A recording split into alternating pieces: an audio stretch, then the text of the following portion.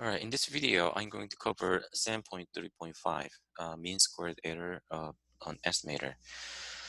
Alright, so yeah, see, I'm gonna cover this one using my lecture note. So see, sometimes it is necessary to use a biased estimator. Okay, so in such cases, the mean squared error of an estimator data head can be important. So if you use the bias estimator, then we want to make sure that how much the bias estimator has, how much bias does the bias estimator has. Okay, so that's the mean square error. So okay, so mean square error of an estimator. So mean square MSE, let's say just MSE. Okay, MSE of theta hat of the parameter theta is defined as like this: expected value of theta hat minus theta square. So theta hat, that's the bias estimator. Okay. Um, and then I mean, what if we just theta hat is unbiased estimator? Then theta hat minus theta going to be 0. So it's just trivial. Okay. So now then MSE theta hat can be written as like this: variance of theta hat plus bias square. Um, so how come? Because look at this, the expected value of theta hat. So let's see. So from here, so we what the okay, so the theta hat minus theta square. Okay, so see, keep in mind this theta is what give me a second. So this one, expected value of this one, can be expressed as like this. Okay, yeah, I'm gonna prove it first. Okay, I'm gonna prove that expected value of theta hat minus theta square is equal to expected value of theta hat minus expected value of theta hat square. Okay, plus theta minus expected value of theta hat square. So theta minus expected value of theta, I mean E of theta hat, that's the definition of bias, right? Okay, so bias square. And then this is what, excuse me, this is variance, definition of variance of theta hat, right? So, be clear. Yep. Why this isn't here?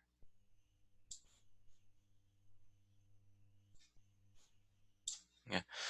So proof. Starting from this, and then we're gonna FOIL theta hat minus theta. So we got this. Okay. So theta hat minus not FOIL. Sorry, we just add the identity. E of theta hat minus E of theta hat.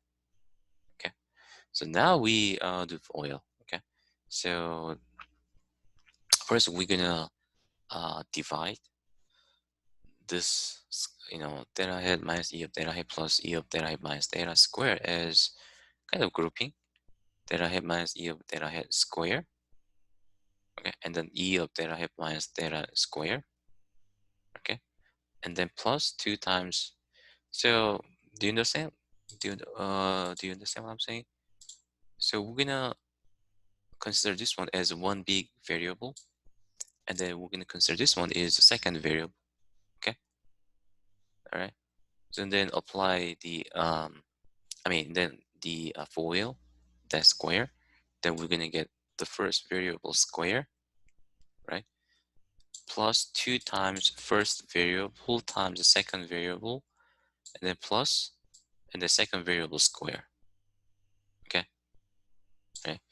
So now, then you see expected value. I mean, this sets for linearity. So this is nothing but E of first variable square plus what, and then E of 2 times first variable times second variable. Okay, see that. By the way, E of theta hat minus theta, that's a definition of bias, right? So bias must be constant. Okay, so this is constant. Keep in mind this. So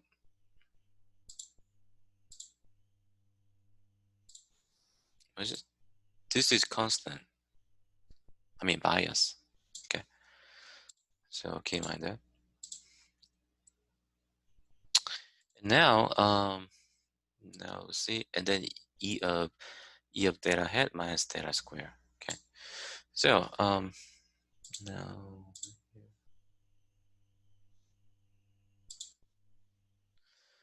all right. So now then E of yeah. So we just copy the first term. Okay. We copy the first term, and the second term gonna be, since the I told you the bias is constant, and there is a 2. Okay. So we can bring them out from the expected value. So we got 2 times bias times E of theta hat minus E of theta hat. But see what E of theta hat, that's also constant. Okay, see that? E of theta hat is constant, right? So E of theta hat minus E of theta hat, since E of theta is constant, so this is nothing but E of theta hat minus constant, that is equal to what? E of theta hat minus E of theta hat, which is 0. Okay. Then the last one is what? E of expected value of E of theta hat minus theta square. So what? E of theta hat minus theta. This is bias, right? So bias square means the constant square. So expected value of constant is constant. So we got this. Okay. So keep in mind this. Now,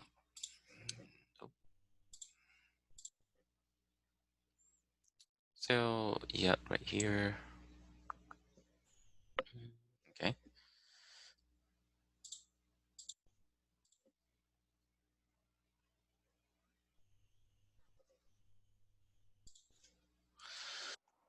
Okay. So now, let's see.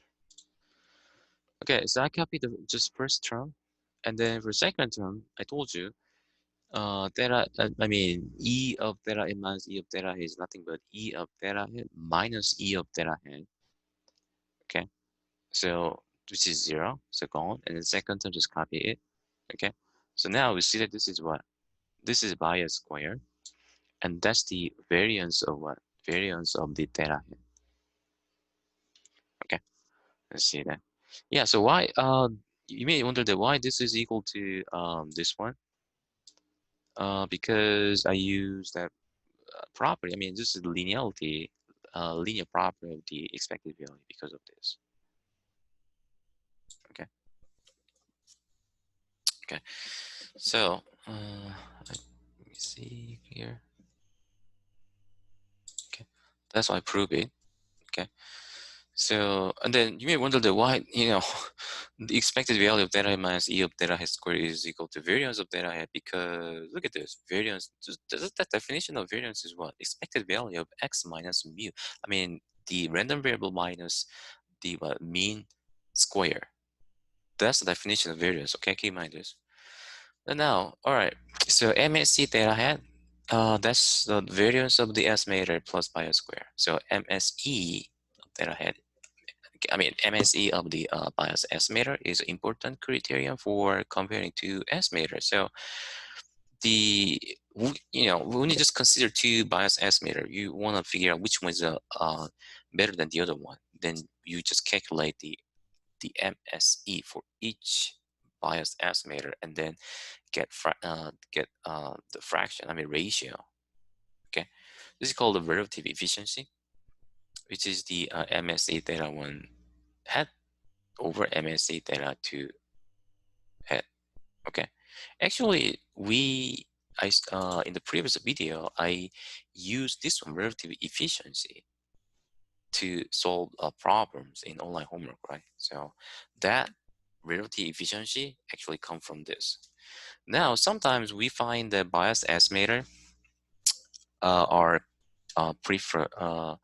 preferable to unbiased estimator because they have a smaller MSA. Yeah, so even though, I mean, so unbiased estimator is not always bad for the to use the unbiased estimator. Okay, so think about this. Look at this. Theta one hat is, let's say theta one is a biased estimator and theta two is an unbiased estimator. But when you look at this, actually unbiased estimator is more close to theta, right? Does this make sense? Okay. So sometimes we may need to use unbiased estimator to get the better accuracy.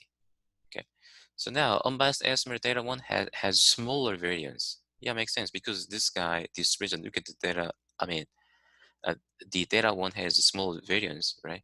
Because most of the data, the sample data of data one is close to one spot, one value.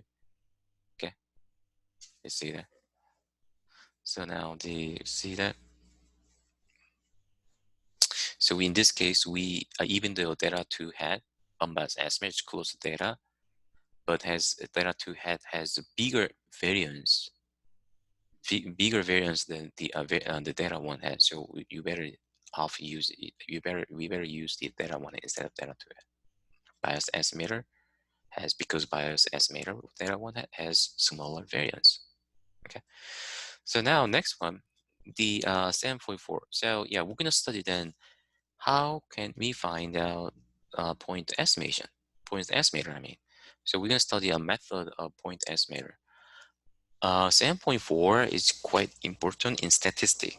Okay, so if you are interested in statistic, then 7.4 is really basic um, stuff. So well, let's see. We discussed method for obtaining point estimator. So the method of the moments, and then the method of maximum likelihood. So maximum likelihood is a little bit complicated than method moment, but this maximum likelihood is really popular. And then you see that return the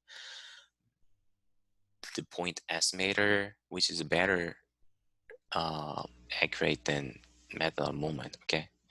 So both methods can produce unbiased estimator. That's good. And then Bayesian estimation of so Bayesian estimation of parameter. This is a little bit of the advanced stuff. Okay, so I'll just give an example. Okay, I'm going to briefly introduce this one briefly and then give one example. Okay, so but Bayesian estimation estimator is really, also really popular, but that's the uh, more advanced contents. So this is beyond this subject, so I'm not going to cover this one in detail. 7.4.1 method of moments. So excuse me. So let x1 through xn be a random sample. Okay, so and then from the PMF or PDF, okay, probability mass function or probability density functions. Now next one, kth population moment. So or distribution moment is see the E of xk. We haven't seen, right? We haven't seen the moment, right? Rth moment, right? So that's the expected value of x to the rth power. Here we use k instead of r. So now the corresponding kth sample moment is 1 over n times the sigma x. I mean, see, how can you figure out the expected value? That's nothing mean, right? So k sample moment is nothing but what? The sample mean of x to the kth power, and k goes 1 through n. Okay, so then the way to find out sample mean is 1 over total number of sample data times some or all of the random sample, right? The sample data. Okay, but instead of the adding taking some of these just sample data, but we just take some of the sample data to the case power. That's going to be kth sample moment. Okay, so idea of the method of moments. So equate population moment to the corresponding sample moment. Okay, so what does, and then second, yeah, we'll see what this means. So the first population moment is E of x equals mu, and the first sample moment is this x bar.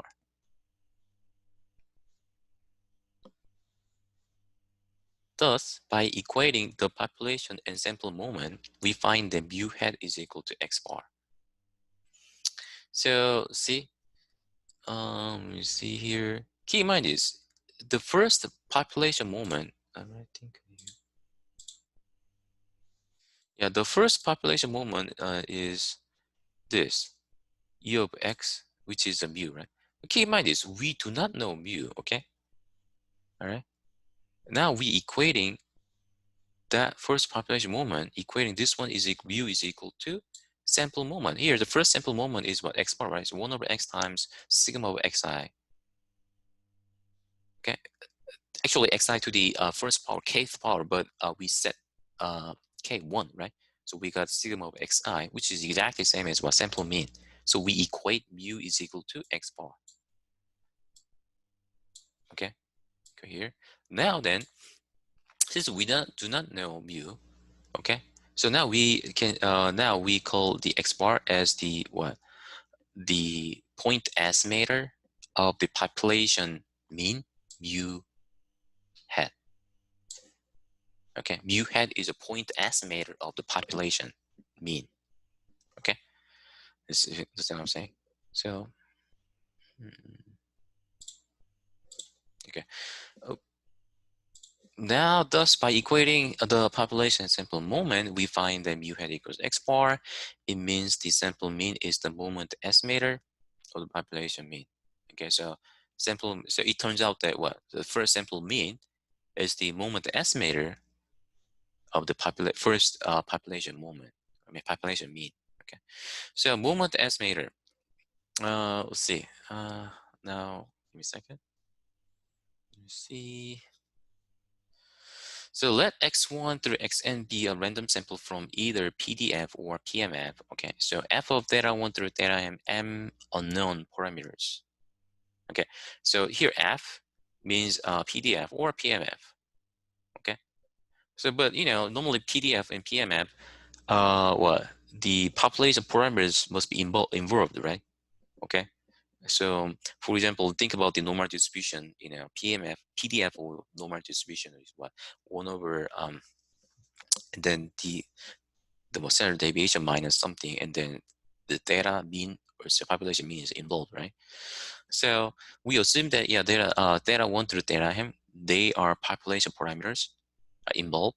Okay, and then the moment, and so you see that here we want to figure out the general the in a way generate the method for moment estimator. Okay, so now the moment estimators theta 1 hat through theta m hat are found by equating the first m population moment to the first m sample moments and solving the resulting equation for the unknown parameters. Yeah, so we're gonna so uh, now we see example 7.6 now here. So exponential distribution. So I know. So exponential distribution. Just we learned this one in chapter 3, right? It's really kind of a little bit long time ago. I think last semester. So let's remind of this. So on exponential distribution, random variable describe the length until the first event is obtained in a Poisson process. Okay. So now suppose that x1 through xn is a random sample from the exponential distribution with a parameter lambda. And then here is the PDF. And then mu is 1 over lambda, okay? This is known, okay? All right, by the way, here the exponential distribution, the random variable, the x is the distance between, I'm sorry, distance between successive event from a Poisson process with a mean number of events lambda per unit interval. Okay, let's see. So now then, here,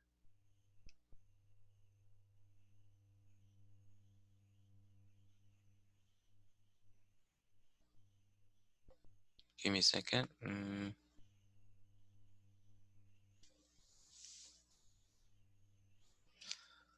So now,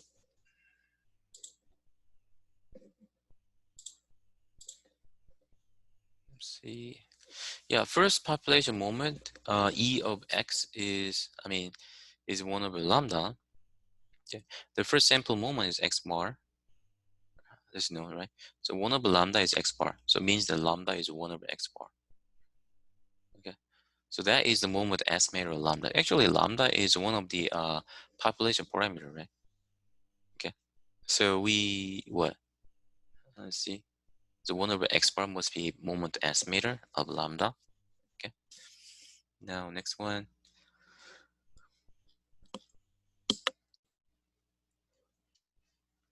So the other example, see textbook page 162. Okay, and this is the example in normal distribution. So suppose x1 through xn is a random sample from a normal distribution with parameter mu and sigma square. Therefore, the normal distribution mean is mu, and then what e of x squared is mu squared plus sigma square.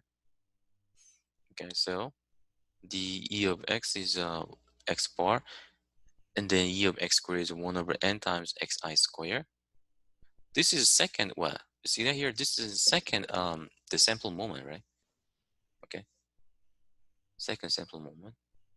So we're gonna equate, you see, that's the second sample moment. This is a second population moment. This is the second sample moment. We're gonna equate them, okay? Right. So what we're gonna do, we wanna find out the moment estimator of sigma, okay? Moment estimator sigma. So from here, the first moment, for first sample moment, and then first population moment, mu equals x bar. We figured out the mu hat, which is the point estimator. I mean, actually, moment estimator, right? Moment estimator of mu turns out to be what? That turns out to be the moment estimator of mu is x bar. Now here the mu square plus sigma square equals 1 over n times sigma xi square. From here we're gonna solve this one for sigma, and then we're gonna apply the mu hat into mu, replacing mu by mu hat. We're gonna get this. Let's see.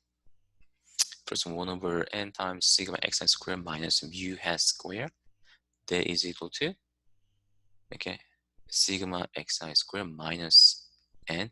Actually, mu hat is what? Mu hat is what? X bar, right? So x bar is a 1 over n times sigma xi, right? Okay. So we just plug in the definition of x bar into mu hat. So we got 1 over n times sigma xi square, right? Divided by n. Now we're going to combine two terms in the numerator. Combine, I mean, simplify the numerator. Okay, so we're going to get this. It makes sense. What? 1 over n and sigma xi is what? The x bar, right? So the x bar square. So now the, what? That is equal to xi minus x bar square over n. How come? So xi minus x bar square is equal to xi minus 2 x bar sigma xi plus sigma x bar square, is it? Now, then you see that 2 x bar sigma xi is nothing but n times x bar. Okay, so we got negative 2 times x bar times n times x bar plus, and then this one also what? N times x bar square, right? Okay, so simplifying this, we're gonna get sigma xi square minus n times x bar square. So now look at this. This is the really similar to the the formula of the variance, right? But that is not that exactly same as the sample variance, right? So anyway, this is a moment estimator sigma square, but this is not exactly same as the sample variance. Okay, so that is not an unbiased estimator. This is biased estimator. The sample variance must be, that sigma xi minus x bar square over n minus 1, but we get just n. Okay, right? So sometimes in moment estimator, we're going to get the bias estimator. Okay, so now,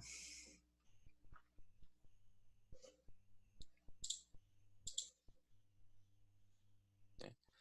So here, gamma distribution, yeah, I'll explain this one as review for this one moment estimator next time. Okay, so let me stop here. So you need to dig over, review this one by yourself.